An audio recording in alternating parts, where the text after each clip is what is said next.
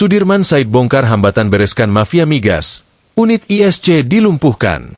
Mantan Menteri Energi dan Sumber Daya Mineral, ESDM, Sudirman Said memenuhi panggilan Kejaksaan Agung, Kejagung, untuk memberikan keterangan terkait tugas-tugas yang pernah ia jalani di sektor energi, termasuk saat menjabat sebagai petinggi di PT Pertamina dan sebagai Menteri ESDM.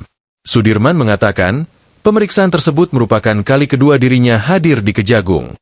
Ia dimintai keterangan terkait pengalamannya saat menjabat sebagai Senior Vice President Integrated Supply Chain, ISC, Pertamina pada periode 2008 hingga 2009, serta ketika menjadi Menteri ESDM pada 2014 hingga 2016.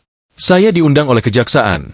Ini kehadiran yang kedua kali untuk memberi keterangan mengenai apa-apa yang saya lakukan, saya alami, dan saya lihat untuk dua tugas yang saya pernah jalankan, kata Sudirman saat ditemui di Gedung Kejagung, Jakarta, Senin, 19 Januari 2026.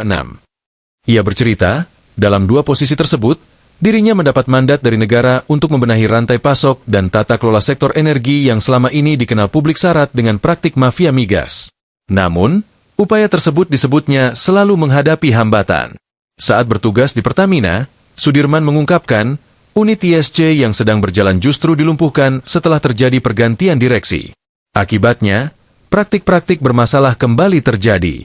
Akibat unit itu dilumpuhkan, maka terjadilah praktik-praktik yang seperti yang kalian saksikan sekarang ini, ujar dia. Hambatan serupa, lanjut Sudirman, juga ia alami ketika menjabat sebagai Menteri ESDM. Ia mengeklaim, berupaya melanjutkan pembenahan yang sebelumnya belum tuntas di Pertamina. Namun, belum lama menata sektor energi, masa jabatannya sebagai menteri berakhir kurang dari 2 tahun. Perkara yang muncul sekarang juga akibat praktik yang dulu pernah mau dibereskan tidak tuntas, ungkap dia. Sudirman menegaskan, dalam pemeriksaan tersebut dirinya menjelaskan apa yang ia alami, lakukan, dan observasi selama menjalankan tugas negara. Ia mengaku bersyukur dapat menjadi bagian dari proses penegakan hukum yang sedang berjalan. Mudah-mudahan keterangan saya memberi manfaat dan memperjelas segala sesuatunya, kata dia. Terkait pertanyaan mengapa upaya penindakan terhadap mafia migas masa lalu tidak berujung pada proses hukum, Sudirman menyebut, hal tersebut merupakan kewenangan aparat penegak hukum. Ia menilai, pembenahan sektor energi sangat bergantung pada kuat tidaknya political will pemerintah. Kita berharap pemerintah sekarang itu betul-betul memiliki political will yang kuat sehingga hal-hal seperti ini bisa dituntaskan. Dan kita menaruh harapan kepada Presiden Pak Prabowo dan juga seluruh aparat penegak hukum, harap dia. Mengenai jumlah pertanyaan dan substansi pemeriksaan, Sudirman enggan merinci.